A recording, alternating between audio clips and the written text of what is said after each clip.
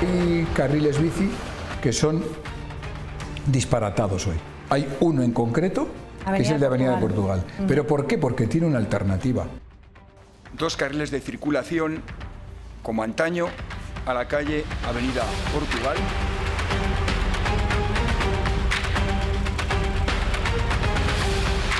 Decisión en contra del devenir de los tiempos, de las políticas europeas, decisión que tendrá consecuencias económicas. Esto atenta contra los principios europeos de no causar daño significativo. Cuando incumples una acción, eso revierte en el tener que devolver toda la cantidad, ¿no? El Ayuntamiento de Logroño nos ha trasladado un plan de actuaciones, de modificación de proyectos que iban vinculados a fondos europeos y ha solicitado autorización.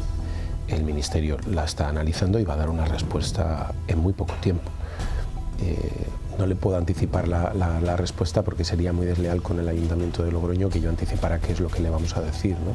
Pero tendrá una respuesta el Ayuntamiento de Logroño acorde con la legislación europea y con el propósito de los fondos, ¿no? ¿Sabe usted algo? ¿Le ha dicho ya algo? No, es decir, tampoco es una cuestión que me preocupe porque tenemos la conciencia muy tranquila, en el sentido de que todas las decisiones y los movimientos y las acciones que hemos ido adoptando se han adoptado en sintonía con la parte técnica del Ministerio. No quiero pensar que el Ministro quiera imponer a los técnicos ninguna otra decisión. 4 de junio, 13:33, se nos descarga la resolución, la vemos por la tarde y hoy tenemos una reunión para contestar a las alegaciones. Lo lógico es que no manifieste su opinión porque todavía no hay una opinión fundada del Ayuntamiento de Logroño, con lo cual fue cauto y hizo lo que tenía que hacer en ese caso.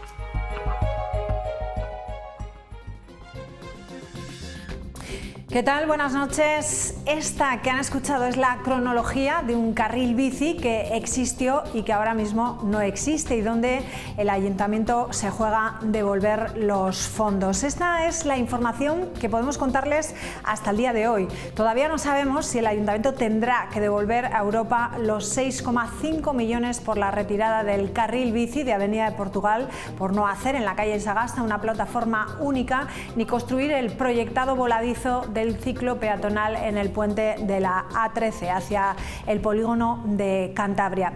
Ayer el Ayuntamiento de Logroño recibía una notificación del Ministerio de Transportes, es esta, valorando las modificaciones realizadas en las vías del carril bici que contaban con esos fondos europeos. Parece que al Ministerio no le convencen los argumentos de esos cambios. La resolución emitida por el Ministerio ha rechazado la eliminación de ese carril bici en Avenida de Portugal. Concretamente, la resolución considera que dicha eliminación llevada a cabo por el Ayuntamiento altera la naturaleza y también los objetivos de la subvención proveniente de los fondos europeos, que es más de 6,5 millones de euros y que suponen un cambio sustancial del proyecto que se pensaba inicialmente. La noticia de esta notificación se filtraba a los medios de comunicación. Ahora el Ayuntamiento tiene 5 días para presentar alegaciones que justifiquen esos cambios o modificaciones en los planes de viabilidad del propio Ayuntamiento. ¿Qué vamos a hacer a partir de ahora? Tenemos 5 días hábiles para contestar al Ministerio. Elaboraremos la documentación jurídico-administrativa que sea necesaria para contestar al Ministerio en los términos en los que el Ministerio interpreta, no hace referencia a ningún artículo concreto, ni hace referencia a algún apartado concreto de la orden de subvención que estemos incumpliendo, sino que interpretaremos su interpretación y entonces contestaremos debidamente. Y sigue coleando la citación de Begoña Gómez para tomarle declaración el próximo día 5 de julio por la presunta comisión de los delitos de corrupción en el sector privado y tráfico de influencias. El que haya sido citada en calidad de investigada justo en plena recta final de la campaña electoral europea tuvo como consecuencia una nueva carta del presidente del Gobierno a la ciudadanía.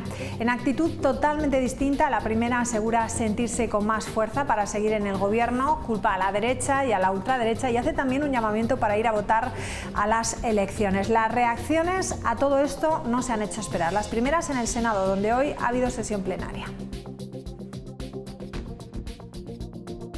claramente interfiere en el proceso electoral? Pues es muy sencillo, porque carece de lógica procesal, porque la citación contraviene la propia lógica que el juez estableció desde el primer momento. Cuando el juez admite a trámite la denuncia, podía perfectamente haber citado a la denunciada a declarar. Sin embargo, optó por no hacerlo. Todo lo que no le convenga es fango. Es fango un juzgado de Madrid, es fango la Audiencia Nacional, es fango que los medios de comunicación citen y publiquen documentos oficiales de la actividad de su mujer. Bueno, y mañana termina la campaña electoral, sábado día de reflexión y el domingo el día de las votaciones. Hoy la candidata del Partido Popular en La Rioja al Parlamento Europeo se ha presentado como la voz que defenderá en Europa las necesidades reales de esta región, de La Rioja. Herranz ha presentado 80 medidas concretas para responder a las preocupaciones de los ciudadanos, como pueden ser apostar por unos fondos europeos ligados a la competitividad. Nosotros consideramos que la base de Europa es un patrimonio cultural común, donde los europeos, con nuestro trabajo, hemos forjado un modo de vida que está presidido por el Estado de Derecho, por la libertad, por la democracia y por la igualdad. Y es importante que España envíe una señal clara el próximo domingo, una señal muy afinada de europeísmo. Somos un país de valores europeístas y tenemos que demostrarlo en las urnas. Bueno, y el programa de hoy tenía que ser un debate electoral entre los dos principales partidos al Parlamento Europeo. Un debate que ya habían confirmado los dos candidatos riojanos, César Luena por el Partido Socialista y Esther Herranz por el Partido Popular. Un debate en el que ya se habían aprobado las bases y se habían establecido también cuáles iban a ser los temas principales. Bueno, pues finalmente César Luena ha declinado esa invitación. Se le ofreció la posibilidad de cambiar la hora e incluso de día, pero por las razones que sea, imaginamos que por agenda le ha sido imposible asistir o ha preferido estar a estas horas y este mismo día en otro lugar en vez de debatir y defender sus propuestas aquí para darlas a conocer al público riojano. Lamentamos enormemente que a nuestra audiencia no le hayan dado la oportunidad de escucharlas. Sin embargo, dicho esto, y como no podía ser de otra manera, nuestra invitación para la otra candidata, Esther Herranz, siguió en pie. Y vamos a hablar con ella sobre la campaña, sobre actualidad y sobre sus propuestas en los próximos minutos. Será en nada, tras la publicidad. Hasta ahora.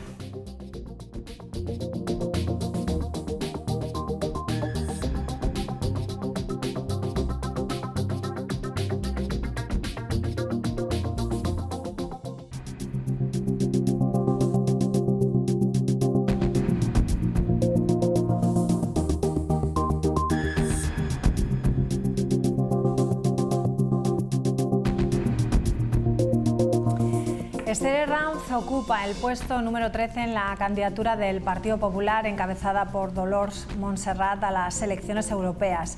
Ha sido definida esta mañana por el Partido Popular aquí en La Rioja como una de las voces que mejor puede defender la esencia y la fuerza de nuestra tierra. La actual directora general de Fondos y Relaciones con la Unión Europea del Gobierno de La Rioja ya fue eurodiputada entre 2002 y 2019 y entre otros cargos desde 2004 hasta 2019 ejerció de portavoz de Agricultura de la delegación española del PP en la Eurocámara y también fue ponente de la PAC desde 2018 a 2019.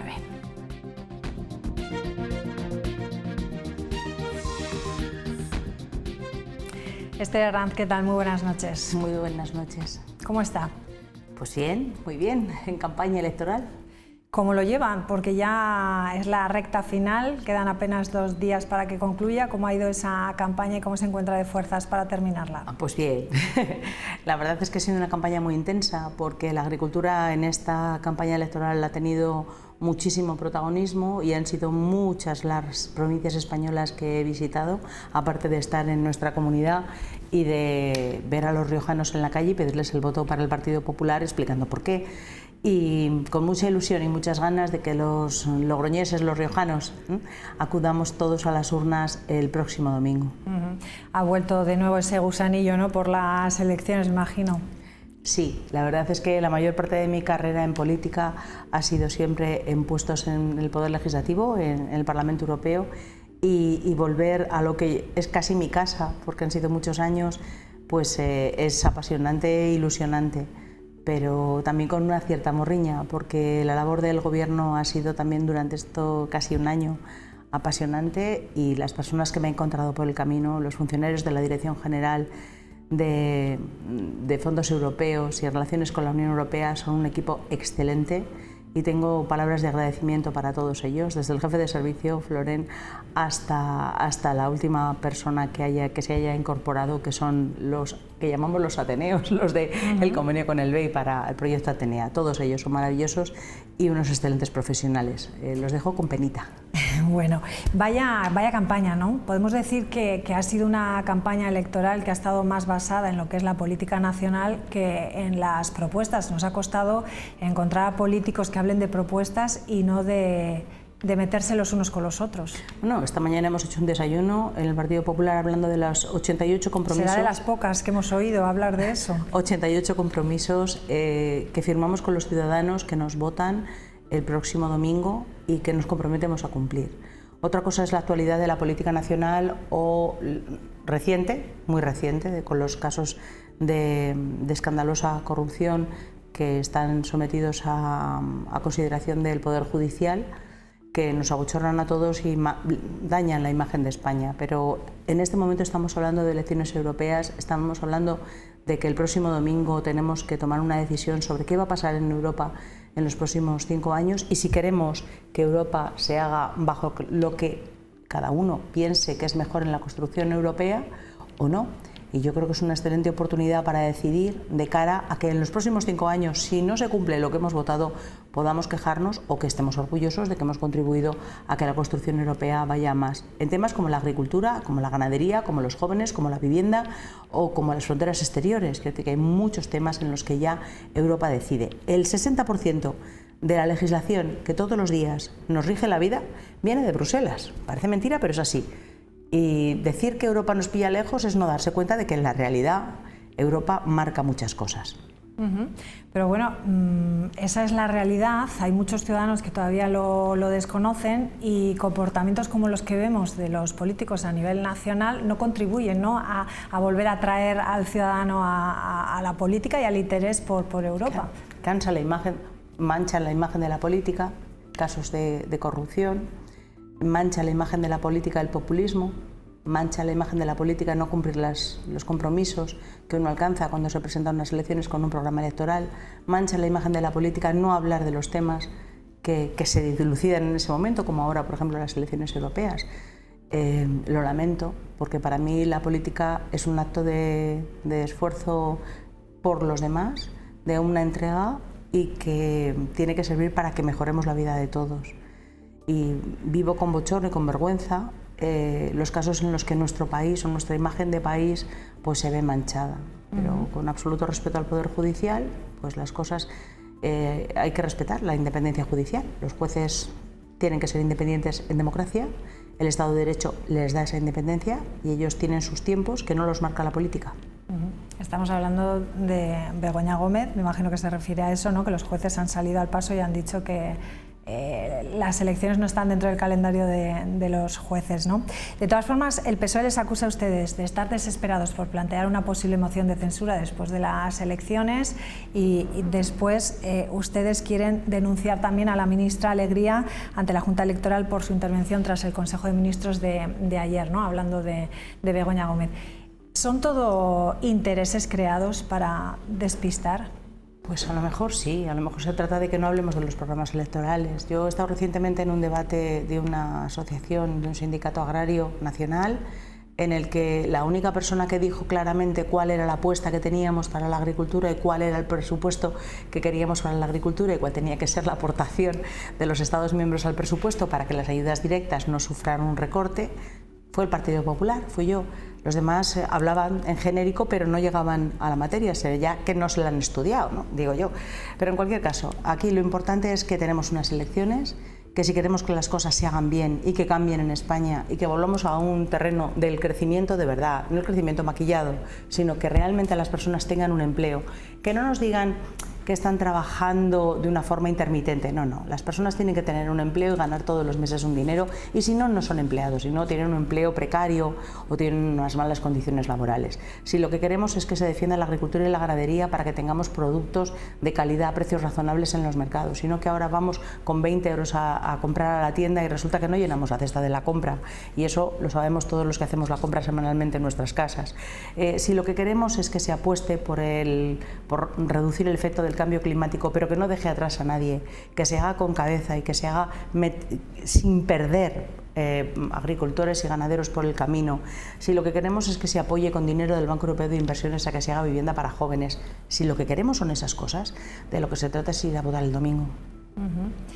Bueno, pues veo que quiere hablar ya de asuntos concretos, de propuestas, de medidas. Es que estamos en campaña electoral y se trata de hablar del programa. Así es. Bueno, los alcaldes este 2024 tienen un examen con la Unión Europea en cuanto a la movilidad sostenible.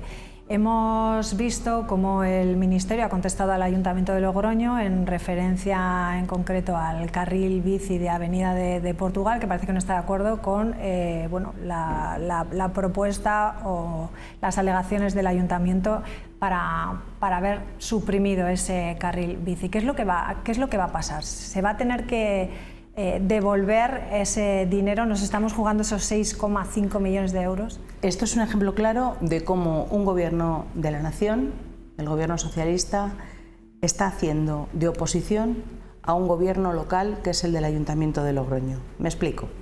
Hace un año tuvimos unas elecciones municipales. El Partido Popular se presentó con un programa electoral que proponía esa supresión de ese diseño de ciudad que había hecho el Partido Socialista porque no gustaba a los vecinos.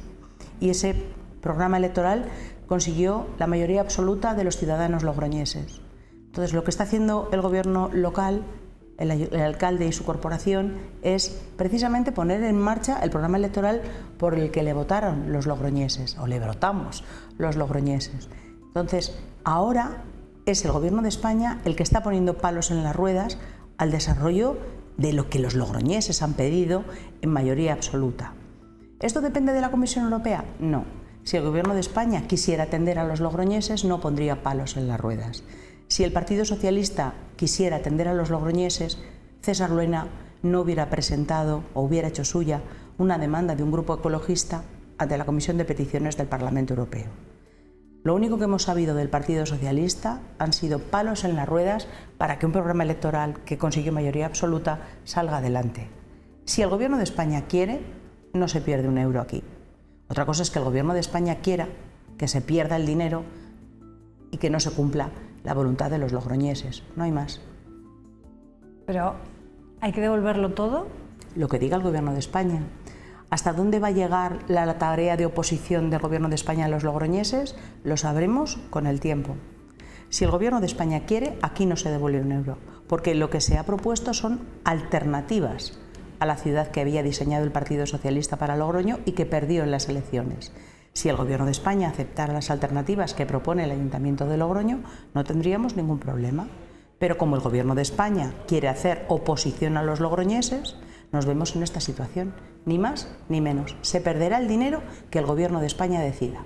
Bueno, pero Europa en este caso sí que se tendrá que asegurar de alguna manera el que se cumplan, ¿no?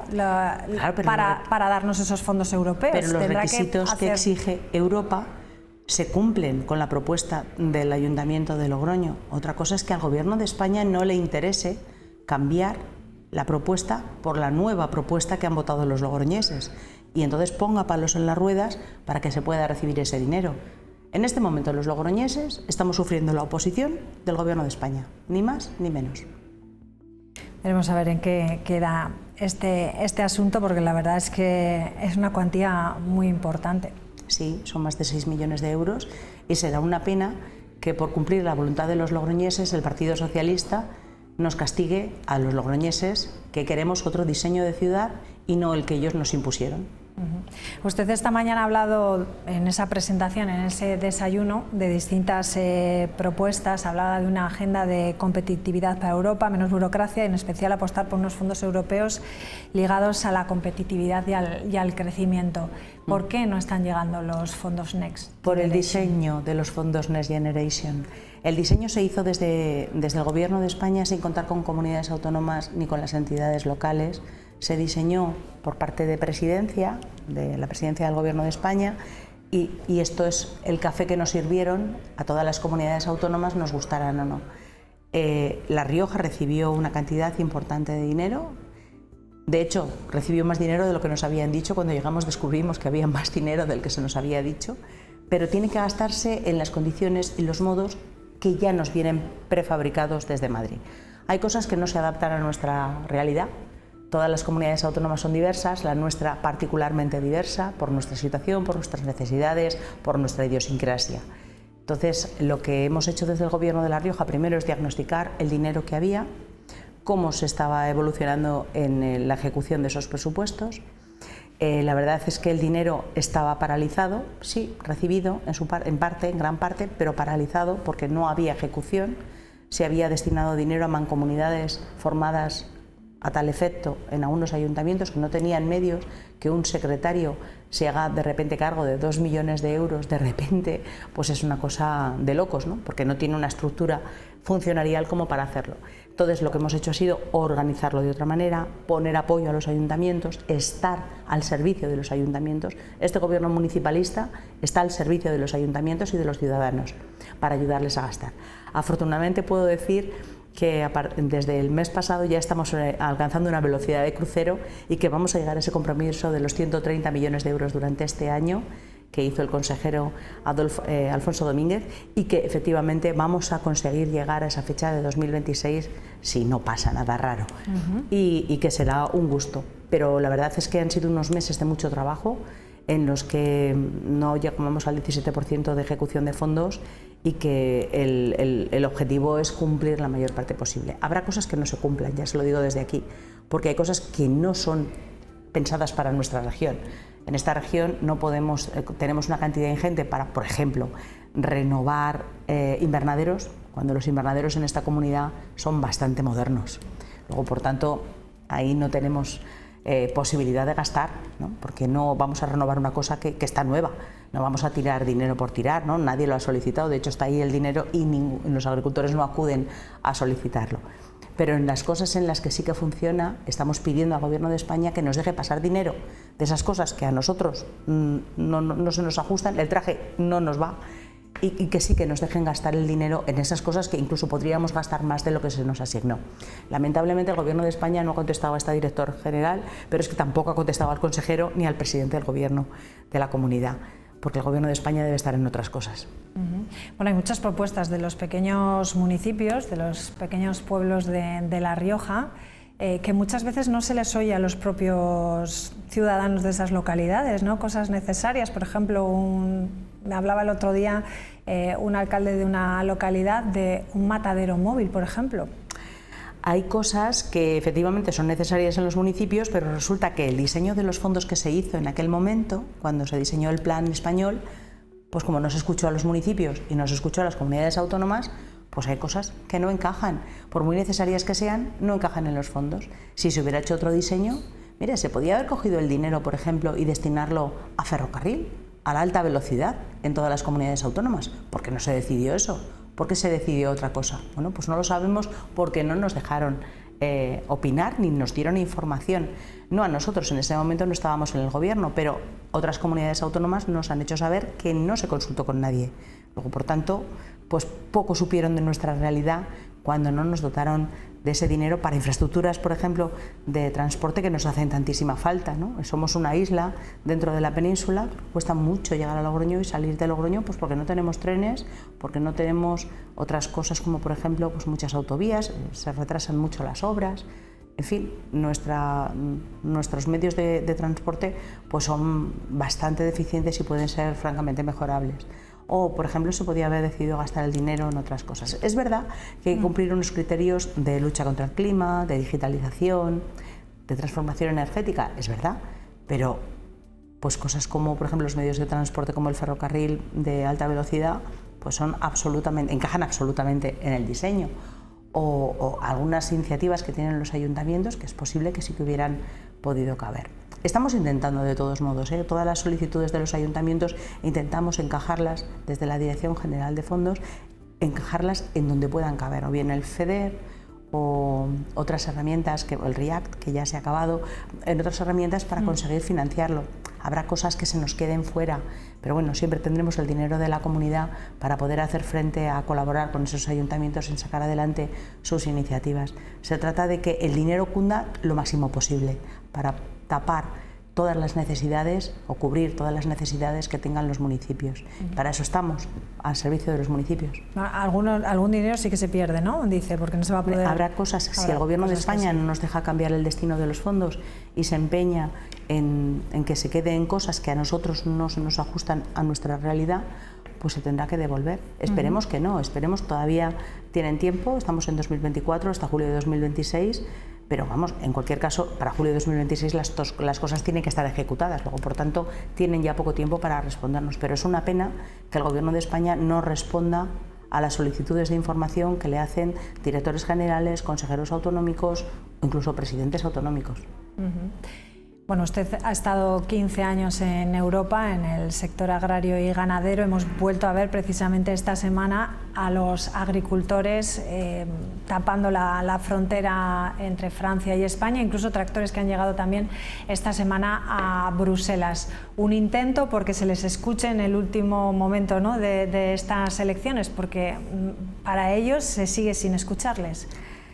Lo que se ha hecho desde que desapareció el todopoderoso comisario Timmermans, holandés vicepresidente de la Comisión y que fue el responsable de que el Pacto Verde incluyera la estrategia de la granja a la mesa sin impacto, o sea, sin informe de impacto y a lo bruto en plena pandemia que destrozó gran parte de la viabilidad del sector agrícola y ganadero, pues lo que ocurrió una vez que este señor se fue porque acudió a unas elecciones en su país, pues es que reaccionó la Comisión Europea poniendo freno a un desenfreno y a un frenesí legislativo que había mantenido durante 4 años en Bruselas y que se ha llevado por delante a 18.000 firmas agrarias españolas en 3 años, se ha llevado por delante 130.000 empleos en 3 años del campo en España y por tanto ha hecho mucho daño. Entonces ahora se ha producido un freno a esa PAC y una flexibilización, pero no es suficiente.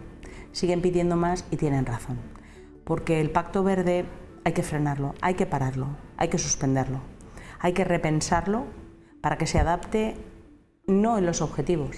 Los objetivos están bien, la lucha contra el cambio climático no la negamos, desde el Partido Popular sabemos que es necesaria, pero a lo mejor los tiempos, a lo mejor es que no podemos ir a esa velocidad porque dejamos atrás a un montón de productores y los necesitamos. No estamos en un momento como para dejar de producir alimentos en Europa. Al contrario, nos enfrentamos a un reto del 2050 en el que va a aumentar mucho la población mundial y vamos a necesitar alimentos en Europa. Nos enfrentamos a una realidad geoestratégica preocupante como poco, con los frentes abiertos en Rusia, con China, con Taiwán, en Oriente Medio. Necesitamos saber que somos capaces de producir alimentos para dar de comer a la población europea sin depender de países terceros. Luego, por tanto, hay que tener un exquisito cuidado a la hora de legislar. Proponemos un parón de 2 años, sin legislación nueva. Vamos a repensar lo que tenemos y a ver qué podemos quitar. Y proponemos una cosa que creo que es interesante, el 1 por 2. Es decir, por cada norma nueva eliminaremos 2 existentes. Reduciremos, por tanto, en 1/3 la legislación europea, cosa que viene muy bien, porque si en algo se caracteriza la Comisión Europea es por su afán de legislarlo todo, y a veces es muy difícil comprender cuál es el abanico legislativo que hay en cada tema. Bueno, pues vamos a repensarlo y vamos a hacer las cosas bien. Se trata de que lleguemos al final a la meta. Quizás no lleguemos tan rápido como se esperaba, pero vamos a llegar y seguiremos llegando a los primeros. Porque con el frenesí legislativo que llevaba la Comisión Europea íbamos a tener que esperar 2 décadas a que otras regiones del planeta llegaran al nivel de compromiso que nosotros queríamos alcanzar tan deprisa. Por el camino hemos perdido competitividad, hemos perdido agricultores, ganaderos, firmas agroalimentarias, hemos perdido trabajadores en el sector y encima nos enfrentamos a una posibilidad de no ser capaces de producir los suficientes alimentos que necesitamos. Parece que es estratégico tener alimentos, ¿no? Bueno, claro, pues, yo le iba a preguntar eso, que si Europa quiere ser autosuficiente y si puede serlo. Puede serlo si apoyamos al sector y le tenemos en cuenta, si les dotamos del tiempo que necesitan y les ayudamos todo lo que necesitan para cumplir con la legislación en el tiempo en que necesiten. Y no presionarles, culpabilizarles, marcarles con el dedo como si fueran los malos de la película cuando no lo son.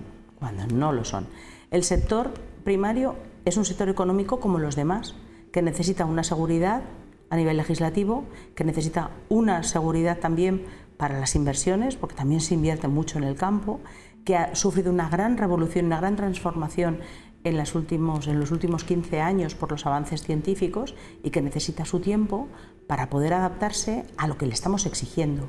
Y por otra parte, ¿qué hacemos nosotros obligando a una sobrecarga medioambiental, legislativa, administrativa, cuando somos incapaces de exigir a las importaciones alimentarias de países terceros lo mismo que piden ellos? ¿Y cómo aseguramos de que, aunque lo pidiéramos en los acuerdos internacionales, aunque pidiéramos esa cláusula espejo que le llaman ahora, que antes llamábamos reciprocidad, cómo aseguramos que se cumplen fronteras si no tenemos un mecanismo europeo de funcionarios europeos dependientes de la Comisión que aseguren ese control en fronteras? Esto los americanos lo tienen superado hace años.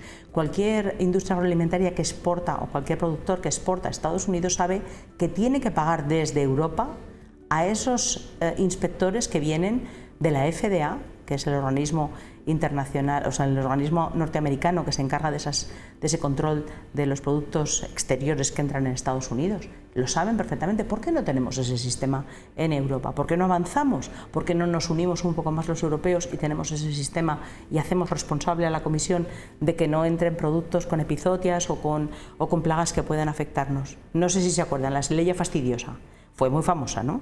Bueno, hace poco las fresas con hepatitis, ¿no? También, pero hemos tenido el caso de la Xylella que entró por el puerto de Rotterdam, que infectó al olivo, al olivar, a la viña y al almendro, y que hizo daño no en Holanda, que es por donde entró, sino en Italia, en Francia y en España. ¿Quién se hizo responsable? Nadie. ¿Quién indemnizó? Nadie. Por tanto, si la Comisión Europea tuviera esos funcionarios controlando en los puertos y aeropuertos, entonces sería responsable de ese control y todos nos sentiríamos mucho más seguros. Las denominaciones de origen también piden que haya una política especial para ellas y más competitividad, también una presión regulatoria también, ¿no?, sobre el sector. Las denominaciones de origen no necesitan estar más controladas porque lo están. Lo que necesitan es promoción. Las denominaciones de origen tienen que tener una promoción de productos agroalimentarios que la tienen disponible, y España está devolviendo 17,5 millones de euros cada año porque las denominaciones de origen de nuestros productos agroalimentarios no lo utilizan ese dinero para promoción. Y eso es lo que a mí realmente me duele. Me encantaría ver que nuestro pimiento riojano o nuestra denominación de origen calificada Rioja o la coliflor de Calahorra o la pera de Rincón, en fin, todas ellas, el chorizo riojano, en fin, todas, que pudieran utilizar ese dinero para promoción. Y yo, desde luego, esta mañana lo he dicho y lo repito ahora, está ese dinero a la oferta de que estas denominaciones de origen quieran hacer esa promoción, que creo que es buena en cualquier caso, porque son unos productos de excelente calidad que pueden ser beneficiarios de esa comercialización. Otra cosa es el apartado que tenemos dedicado en el programa electoral entre esos 88 compromisos estrictamente para la denominación de origen calificada Rioja y para Cava, porque estamos viendo cómo los partidos nacionalistas están haciendo daño y queriendo fragmentar tanto una denominación como otra, Rioja y Cava. Y eso no es bueno, ni para Rioja, ni para Cava, ni para las regiones que producimos Rioja, ni para las regiones que producen Cava. Debería ser una obligación del Ministerio cuidar mucho más, es una obligación del Ministerio cuidar mucho más esas denominaciones, pero nosotros nos comprometemos a hacer una vigilancia estricta desde Bruselas para que estos ataques del nacionalismo a un bien que tenemos en común varias regiones juntas, pues sea cuidado y sea mimado, porque nos da mucha riqueza y es un baluarte de nuestra comunidad. A partir de, a finales de este mes de junio, va a subir el IVA de los productos básicos. ¿De qué forma Europa nos puede ayudar a regular? Porque creo que la cesta de la compra o los productos en España han subido 4 veces más que en el resto de Efectivamente, otros países. Tenemos una inflación galopante. Es lo que decíamos antes. Con 20 euros antes podías bajar a una tienda, ir a un mercado y traerte comida a casa. Ahora eso no ocurre porque tenemos una inflación galopante en el que la cesta de la compra se ha encarecido en los últimos tiempos pues un 30%. Hemos solicitado al Gobierno de España la rebaja del IVA en la carne, en el pescado y en las conservas, y el Gobierno de España mira para otra parte y desoye esta petición que tanto bien haría a los ciudadanos. Creo que es una obligación del Partido Popular como oposición en España y ahora ante estas elecciones europeas reivindicar esa rebaja de impuestos. El dinero que se lleva la Administración no está en circulación en la sociedad y lo que de verdad necesitamos es que esté dinero en circulación para que la economía florezca y permita que se cree empleo, que se cree dinamismo en la economía. Y entre ellos, por supuesto, la rebaja de los IVAs viene bien, pero es que esos IVAs que se rebajaron hace unos meses ahora van a subir porque el Gobierno se niega a que continúen bajos. Y desde el Partido Popular en Bruselas lo que buscamos es precisamente que el IVA de los alimentos, de los productos básicos, sea cuanto más bajo mejor para dinamizar la economía. Si conseguimos que cada familia ahorre un 5%, por ejemplo, en impuestos, pues ese dinero que tendrá más disponible para otras cosas. Y eso es lo que se busca para poder dinamizar la economía y sanear un poquito la cesta de la compra de las familias. Pero la rebaja del IVA que se nos ha hecho tampoco lo hemos notado en el día a día. Claro, porque ha subido muchísimo el IPC, pero eso son cosas que ya no entran en la campaña electoral europea. Algo está pasando, claro, pero digo, ¿de qué forma se puede controlar? Está pasando que la imagen está pasando que nuestra economía no va como un cohete. Nuestra economía va francamente mal. Nos están contando una cosa que no es verdad, lo sabemos todos. Sabemos el dinero que ingresamos por nuestro trabajo y cuánto conseguimos ahorrar a fin de mes.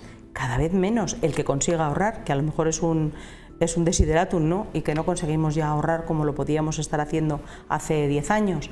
La verdad es que estamos en esa situación. Luego nos dirán que la economía va bien. Pues creo que con la economía va bien cuando el IPC está controlado y no desbocado como ahora, cuando se está creando empleo y no cuando las personas que tienen un empleo intermitente funcionan como si no fueran parados. En fin, yo creo que se maquillan mucho las cosas porque las cosas no se están haciendo bien por parte del Gobierno de España. Y eso al final repercute en nuestra economía doméstica, en todos nosotros, y las cosas tienen que cambiar porque si no vamos por muy mal camino. Hablamos del cambio climático, de una política hídrica que también ha presentado esta mañana. Efectivamente, porque el agua es fundamental, también es estratégica. No solo el agua de boca, que por supuesto que lo es, sino también el agua para los sectores económicos que la necesitan. Los sectores económicos la necesitan todos. La industria la necesita, el turismo la necesita, pero es que la agricultura también.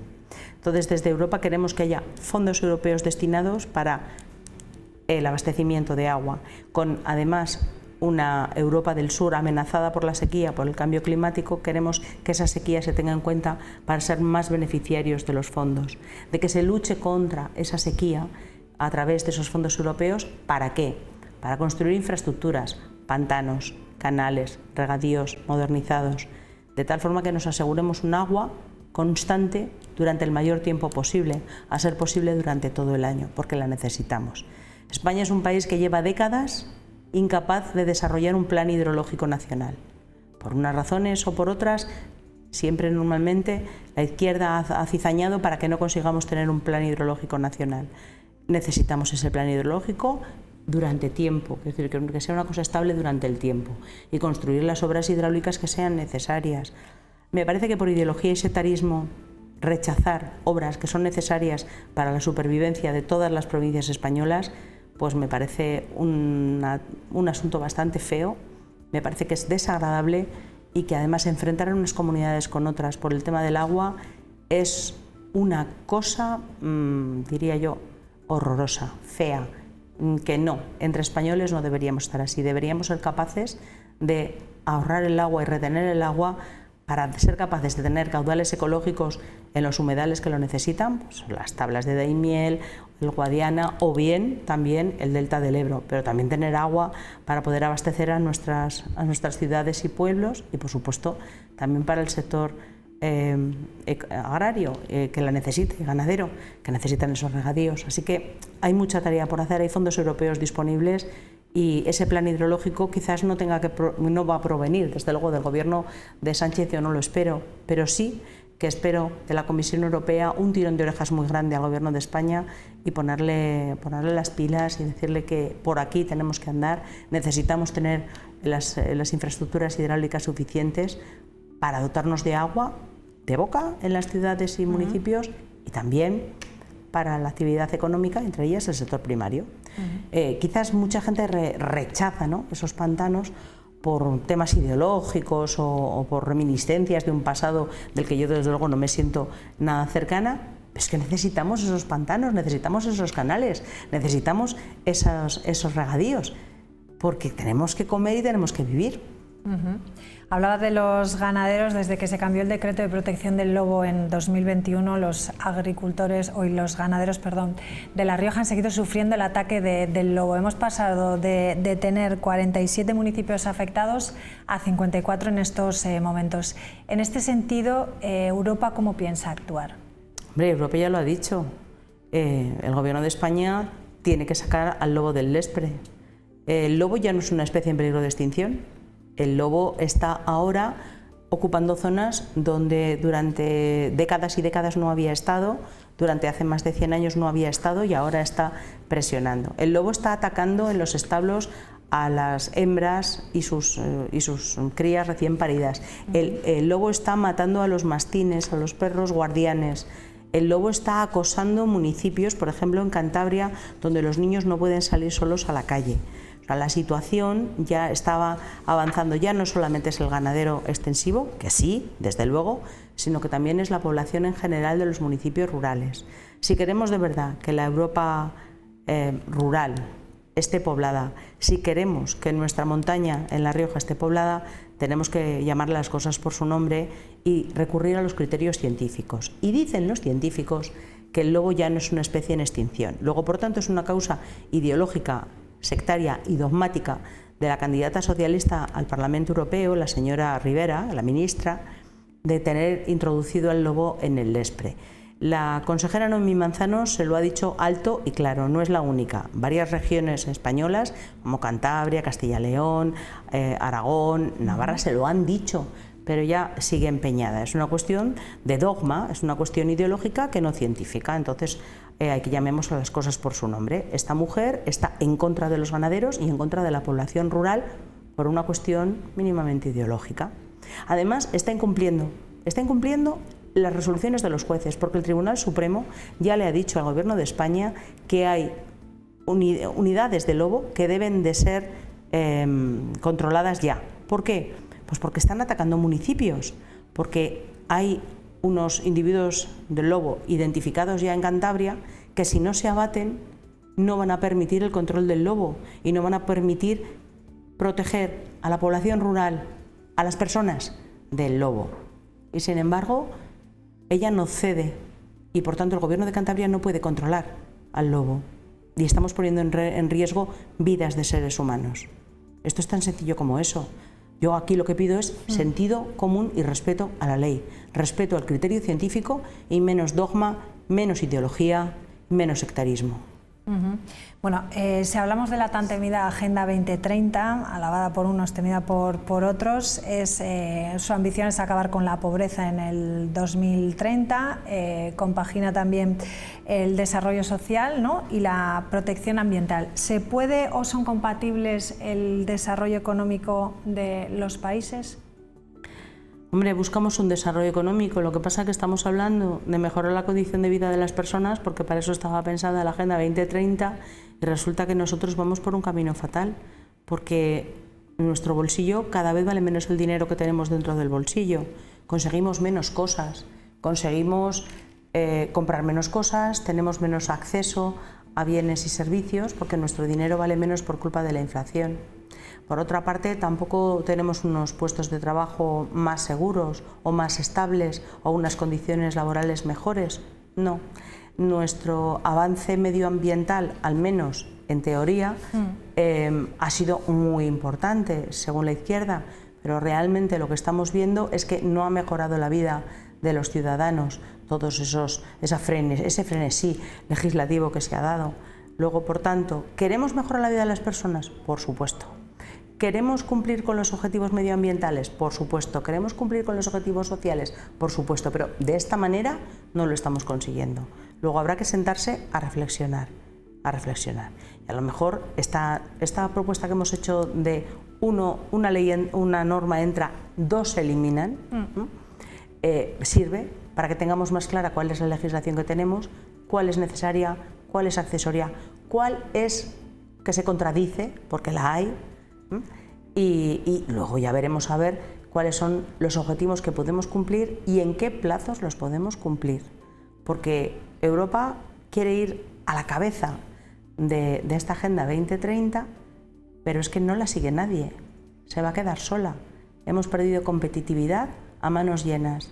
Somos conscientes de que no tenemos industrialización, de que no estamos a la altura en los microchips, lo vimos en la pandemia, que dependemos de países terceros y a veces muy lejanos, que muchas veces estos países son bastante inestables. En fin, yo creo que ha llegado el momento de reflexionar qué estamos haciendo, hacia dónde vamos, cuáles son nuestros objetivos, qué podemos alcanzar y en qué plazos los podemos cumplir. Lo que se viene siendo toda la vida sentido común. La temporalidad y la precariedad laboral de los jóvenes está impidiendo que accedan también a una vivienda. He mezclado 2 temas, el paro y la vivienda, pero bueno, ¿van unidos? Sí, para vivienda para jóvenes tenemos varias propuestas en el programa electoral, utilizar dinero y sobre todo mirar qué es lo que está fallando en la legislación europea que impide que se haga rehabilitación y construcción de vivienda social, porque no llega el dinero que está previsto para eso a la realidad de la construcción en España.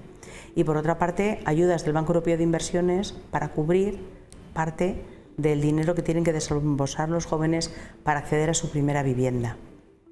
Pero es que el problema fundamental que tienen los jóvenes en España y en gran parte de Europa es un puesto de trabajo estable y con la suficiente remuneración como para permitirles vivir.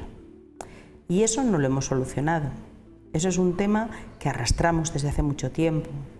Esto en los 90 ya nos pasaba a los que éramos jóvenes en los 90, pero es que no hemos mejorado mucho, todo lo contrario.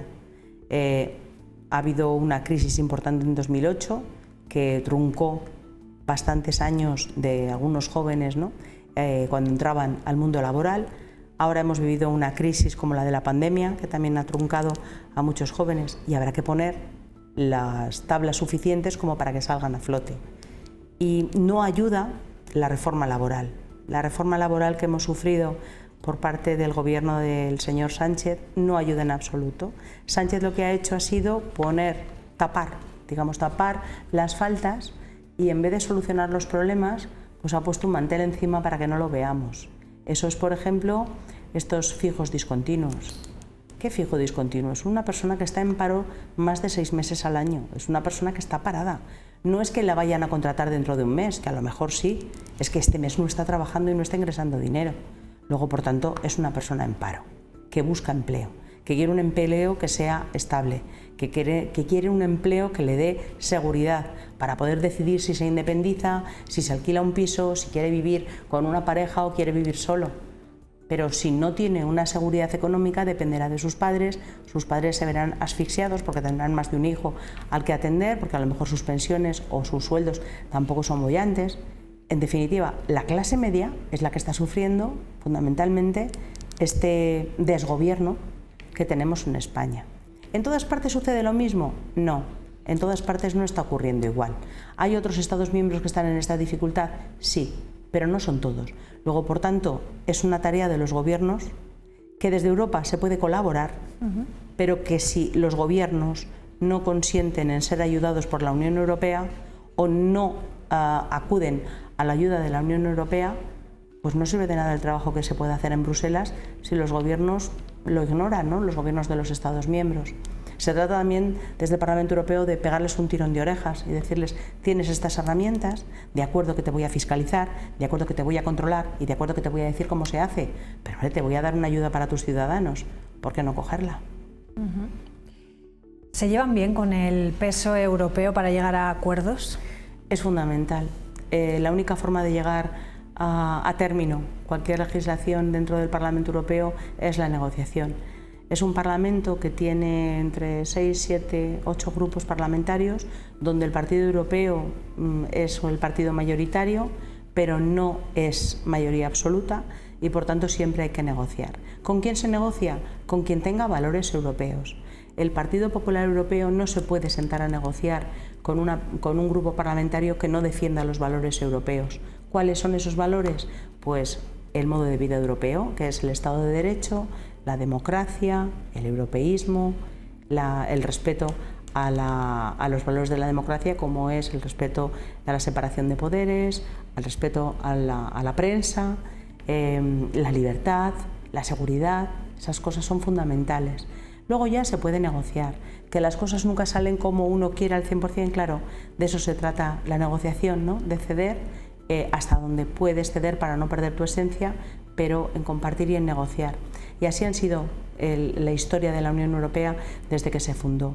Digamos, llegar a una unidad política el día que sea a través de tratados y no de guerras.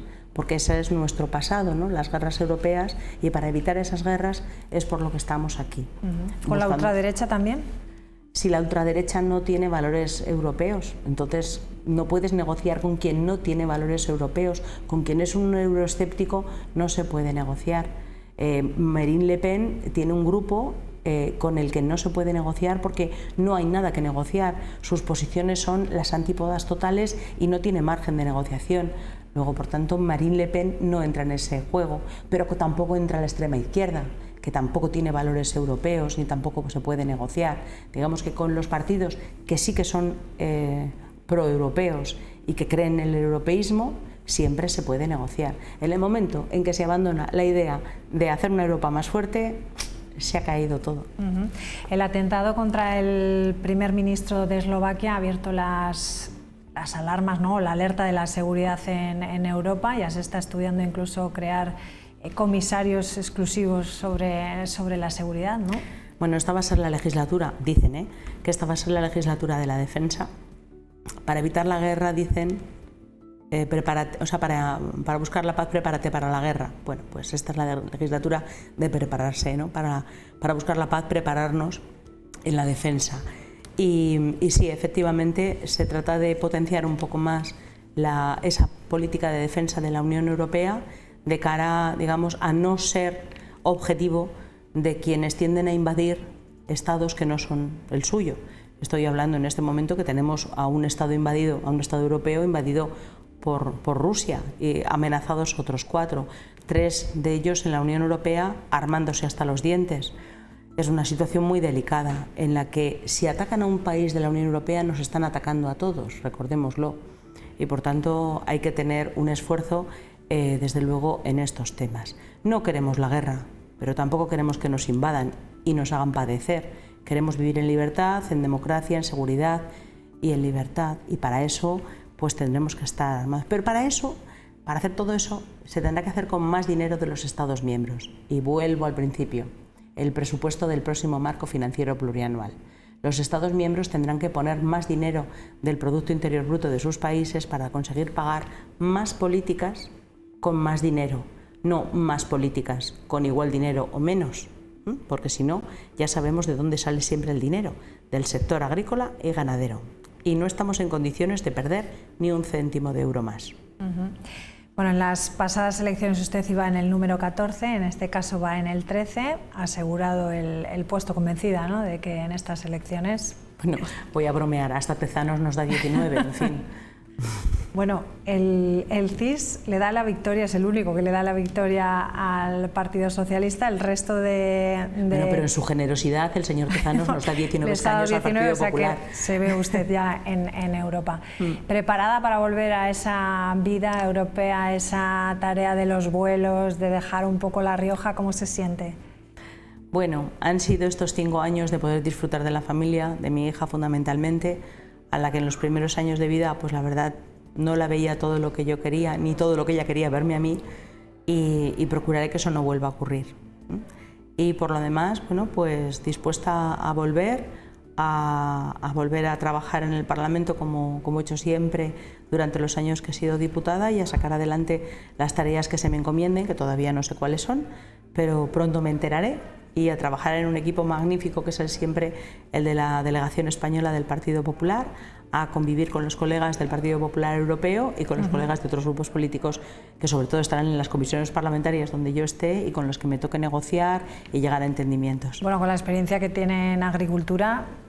Bueno, no sabemos, tenemos una lista muy completa, con gente muy buena y en agricultura y en todos los temas, en inteligencia artificial, en industria, en economía, en presupuestos, en temas sociales como la discapacidad o como el empleo, en fin. Hay una lista bárbara. Yo creo que esta lista es fantástica. Pues ya veremos entonces dónde le toca ocupar puesto en Europa. Esther Herranz, muchísimas gracias y mucha suerte. Que vaya bien, porque si le va a usted bien, pues nos irá también a los riojanos, ¿no? Pues muchísimas gracias. Hoy le han gracias. definido así, ¿no? La voz de la fuerza de nuestra comunidad. La fuerza de nuestra tierra. Eso es. Gracias, Esther. Gracias. Un placer. Bueno, pues lo dejamos aquí. Ya quedan 4 minutos para las 10 de la noche. Volvemos mañana a las 9, como siempre, y ahora les dejamos con Renques. Adiós. Buenas noches.